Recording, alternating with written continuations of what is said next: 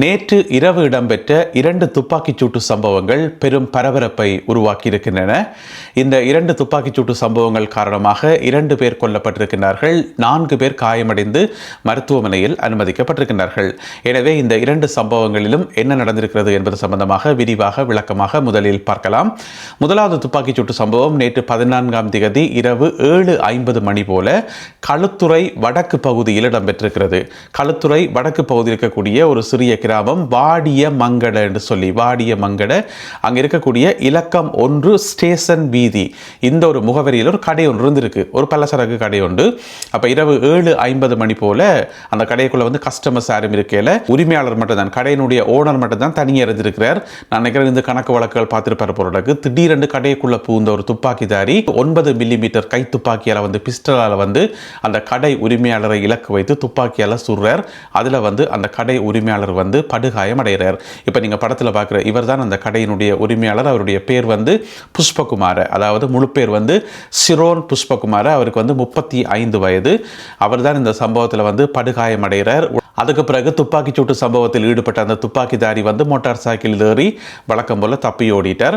அதுக்கு பிறகு ஆம்புலன்ஸ் பிரிவினரும் போலீஸ் பிரிவினரும் விரைந்து அந்த காயமடைந்த நபரை, கடை உரிமையாளரை மருத்துவமனையில் கொண்டு போய் சேர்ப்பிக்கிறார்கள். எங்கே என்று பார்த்தீங்கன்னு சொன்னால் களுத்துறை போதனா வைத்தியசாலையில். அங்கே அனுமதிக்கப்பட்ட கொஞ்ச நேரத்தில் சிகிச்சை பலன் இல்லாமல் உயிரிழந்திருக்கின்றார் இந்த கடையினுடைய உரிமையாளர் சிரோன் புஷ்பகுமார. இந்த தாக்குதல் சம்பவம் தொடர்பாக, இந்த துப்பாக்கிச்சூட்டு சம்பவம் தொடர்பாக போலீசார் விசாரணைகளை ஆரம்பித்திருக்கின்றார்கள். எதற்காக இது நடத்தப்பட்டது, யாரால் நடத்தப்பட்டது போன்ற கோணங்களில் விசாரணைகள் ஆரம்பிக்கப்பட்டிருக்கின்றன. பாதாள உலக குழுக்களுக்கு இடையிலான ஒரு பழிவாங்கல் முயற்சியாக இது இருக்கலாம் என்று சொல்லி எதிர்பார்க்கப்படுகிறது. இது இந்த வருஷத்தில் இடம்பெற்ற 8வது துப்பாக்கிச்சூட்டு சம்பவம் ஆகும். ஏனென்று சொன்னால் நேற்று முன்தினம் ஒரு லோயரும் அவருடைய மனைவியும் சுட்டுக் கொல்லப்பட்டிருந்தார்கள். அது 7வது துப்பாக்கிச்சூட்டு சம்பவம் இந்த வருஷத்தில் இடம்பெற்ற. எனவே நேற்று இரவு 7:50 மணியளவில் களுத்துறை வடக்கில் இடம்பெற்றது 8வது துப்பாக்கிச்சூட்டு சம்பவம். சரி, அந்த சம்பவம் நடந்து கொஞ்ச நேரத்தில் பார்த்தீங்கன்னு சொன்னால் அடுத்த பிரேக்கிங் நியூஸ் வருது. என்னன்னு சொன்னால் கொழும்புல இன்னும் ஒரு துப்பாக்கிச்சூட்டு சம்பவம் ஒன்று நடந்துட்டு சொல்லி, கொழும்பு ஜிந்துப்பிட்டி பகுதியில் அங்கே இருக்கக்கூடிய ஒரு சலூன், சிகை அலங்கரிப்பு நிலையம், அங்கே பார்த்தீங்கன்னு சொன்னால் 5 பேர் இருந்திருக்கணும். அதாவது அந்த சலூனினுடைய உரிமையாளரும் கஸ்டமர்ஸும் போல நடக்குது. எனவே 5 பேர் இருந்திருக்கணும். அந்த சலூன் ஜிந்துப்பிட்டிய வீதியில் முதலாவது மாடியில் இருந்திருக்குது, மேல் மாடியில் இருந்திருக்குது. அதாவது அதனுடைய முகவரி என்னென்று சொன்னால் இலக்கம் 61/3C ஜிந்துப்பிட்டிய வீதி, கொழும்பு 13. இதுதான் அந்த சலூனினுடைய முகவரி. அந்த முகவரியில் இந்த சலூனில் தான் இன்னும் ஒரு துப்பாக்கிச்சூட்டு சம்பவம் நடந்திருக்கு. என்னென்னு சொன்னால் ஒரு மோட்டார் சைக்கிளில் 2 பேர் வெறியினம். ஒரு ஸ்கூட்டர் வகை மோட்டார் சைக்கிளில், நீல கலர் ஸ்கூட்டர் மோட்டார் சைக்கிளில் 2 பேர் வெறியினம். உங்களுக்கு தெரியும், இந்த 2 பேர் வந்தால் ஒரு ஆள் மோட்டார் சைக்கிள் ஓடிக்கொண்டு வரவர், பின்னுக்கு இருப்பவர் துப்பாக்கிதாரி. அப்போ மோட்டார் சைக்கிள் ஓடிக்கொண்டு வரவர் மோட்டார் சைக்கிளை ஸ்டார்ட்டில் வச்சுக்கொண்டு ரெடியாக இருப்பார், பின்னுக்கு இருக்கிறவர் போய் சுட்டு போட்டு வந்த பிறகு ஓடுறதுக்கு. இந்த மோட்டார் சைக்கிள் ஓட்டுநர் பார்த்தீங்கன்னு சொன்னால் ஒரு கருப்பு வெள்ளை டிஷர்ட் போட்டிருந்தவர், அரக்கை டிஷர்ட், கோடு கோடு போட்ட டிஷர்ட். அவர் தான் மோட்டார் சைக்கிளை கொண்டு ரெடியாக வச்சிருக்கும் போது பின்னுக்கு இருந்த துப்பாக்கிதாரி கருப்பு கலர் உடுப்போட முகமெல்லாம் மறைச்சிருந்தவர். அவர் தான் என்ன செய்கிறார் சொன்னால் T56 வகை துப்பாக்கியை கொண்டு மேலே ஓடி போய், முதலாவது மாடியில் அந்த சலூன் இருக்குது, போயிட்டு கண்டமேனிக்கு சும்மா சுட்டு போட்டு ஓடி வந்துட்டார். அதுக்கு பிறகு 2 பேரும் தப்பி ஓடி விட்டார்கள். இந்த சம்பவத்தில் ஒரு ஆள் அந்த இடத்திலே கொல்லப்படுறார். ஏனைய 4 பேர் காயமடையினம். காயமடைந்த 4 பேர்ல அந்த கடையினுடைய உரிமையாளரும் ஒரு ஆள் என்று சொல்லப்படுகிறது. உரிமையாளருடைய பேர் என்னென்று சொன்னால் ஸ்டான்லி டிலக்ஷன் ரோஹித். ஸ்டான்லி டிலக்ஷன் ரோஹித் அவருடைய சலூன் தான் அது. அந்த சலூனுடைய பேரும் ரோஹித் சலூன் என்றதான், தன்னுடைய பேர்லாம் சலூன் வச்சுக்கார், ரோஹித் சலூன் என்று சொல்லி. அவரும் காயமடைகிறார். அப்போ அங்கே இருந்த இன்னும் ஒரு நபர் அவருக்கும் கையில் காயம். அவர் என்ன செய்கிறாருன்னு சொன்னால் உடனடியாக ஃபோன் எடுத்து ஹாஸ்பிட்டலுக்கு ஃபோன் பண்ணுறார். ஆம்புலன்ஸை அனுப்புங்கன்னு சொல்லி உடனடியாக ஹாஸ்பிட்டலுக்கு ஃபோன் பண்ணுறார். ஃபோன் பண்ணவருடைய பேர் ரோய். ரோய் தான் ஃபோன் பண்ணி சொல்லியிருக்கார். அவர் கடை உரிமையாளர் இல்லை, கடை உரிமையாளர் ரோஹித்.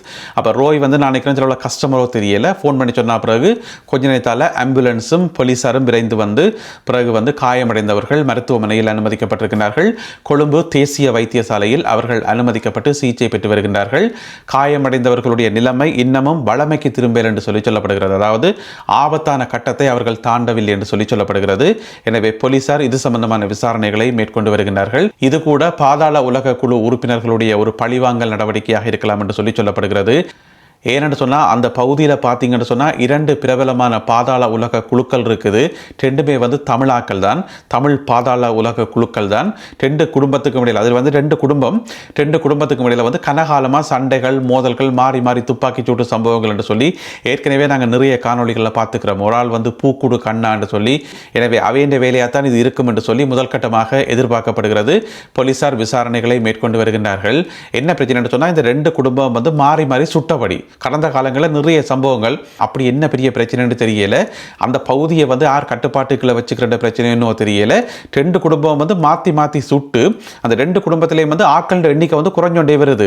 அது ஒரு நல்ல விஷயம். சும்மா தேவையில்லாமல் பாரம் தானே, நாட்டுக்கு பாரம் தானே, அதால் மாற்றி மாற்றி சுட்டு அந்த எண்ணிக்கையை வந்து குறைச்சி கொண்டு வரினோம். போலீஸ் என்ன செய்யணும்னு சொன்னால், இந்த 2 குடும்பத்தில் இருக்கிற எல்லாரையும் பிடிச்சி கொண்டு போயிட்டு ஒரு நாள் ஏதாவது ஒரு பொது கிரவுண்டில் கொண்டே விடணும். விட்டுட்டு நல்லா சுட்டு சாங்க 2 பேரும் சொன்னால் ஒரே நாளில் அவ்வளோவிட்ட கதையும் முடிஞ்சிடும். அதுக்கு பிறகு பிரச்சனையே இருக்காது. இந்த 2 குடும்பம் கனகாலமாக பிரச்சனைப்பட்டு மாற்றி மாற்றி சுட்டு கொண்டிருக்கணும். எனவே அவர்களுடைய வேலையாகத்தான் இது இருக்கும் என்று சொல்லி முதல் கட்டமாக எதிர்பார்க்கப்படுகிறது. போலீஸ் விசாரணைகளை அடுத்து உண்மைகள் என்னென்று சொல்லி தெரிய வரும். இந்த ஜிந்துப்பிட்டி பகுதியில் நடைபெற்ற அந்த 2வது துப்பாக்கிச் சூட்டு சம்பவம் இந்த வருஷத்தில் இடம்பெற்ற 9வது துப்பாக்கிச் சூட்டு சம்பவமாகும். இதுவரை மொத்தமாக 9 துப்பாக்கிச் சூட்டு சம்பவங்கள் நடைபெற்று அதிலே 9 பேர் கொல்லப்பட்டிருக்கின்றார்கள் இவரோட சேர்த்து. எனவே போலீஸ் விசாரணைகளுக்கு பிறகுதான் இந்த சம்பவங்களுக்கான உண்மையான காரணம் தெரிய வரும். என்னென்னா, நேற்றிரவு தான் 2 சம்பவம் நடந்தது, இப்போதான் விடியுது, இனித்தான் மேலதிக தகவல்கள் வெளியாகும் என்று சொல்லி எதிர்பார்க்கப்படுகிறது.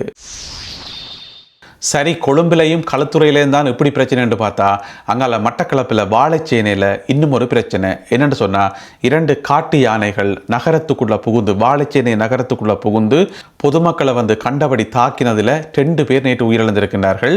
அந்த 2 பேருமே வந்து வயதானவர்கள் என்று சொல்லலாம். ஒரு ஆளுக்கு வந்து 68 வயது, அவருடைய பேர் என்னென்னு சொன்னால் ஷிராணி எலிசபெத்.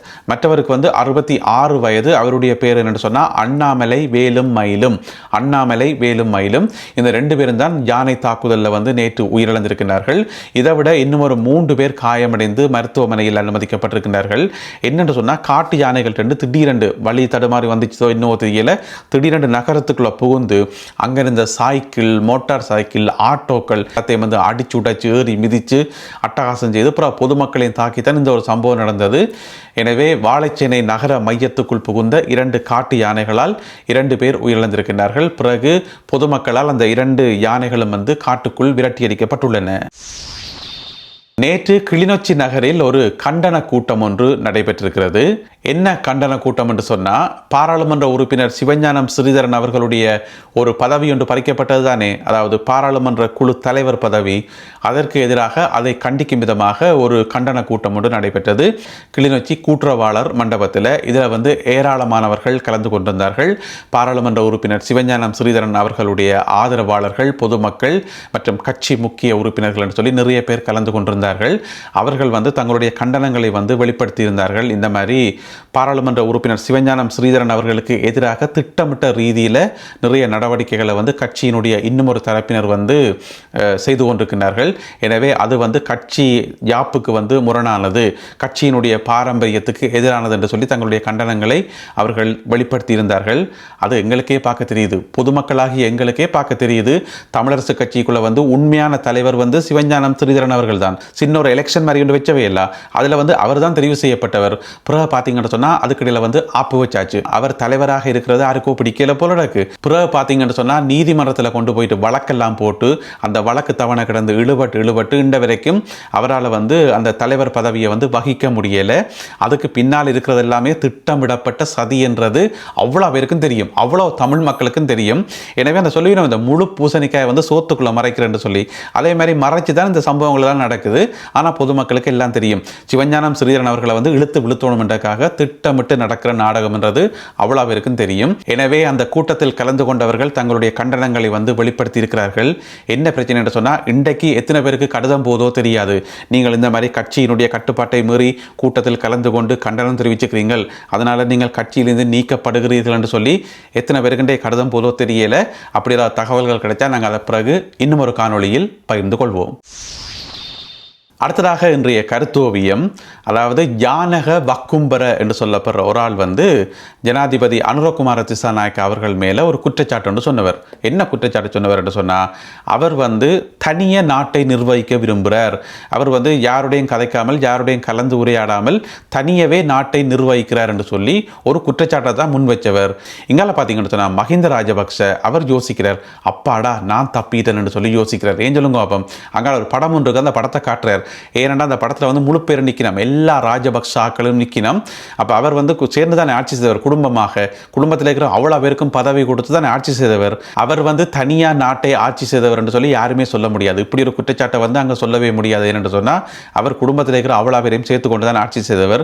அதால் தப்பிட்டன் என்று சொல்லி நிம்மதியாக இருக்காராம் மஹிந்த ராஜபக்ஷ என்று சொல்லி இந்த ஒரு கருத்தோவியம் வரையப்பட்டிருக்கிறது. எனவே இந்த ஒரு கருத்தோவியம் மற்றும் இன்றைய காணொலியில் பகிர்ந்து கொள்ளப்பட்ட செய்திகள் தொடர்பான உங்களுடைய கருத்துக்களை மறக்காமல் கீழே எழுதுங்கள். மீண்டும் சந்திப்போம் உறவுகளே. நன்றி, வணக்கம்.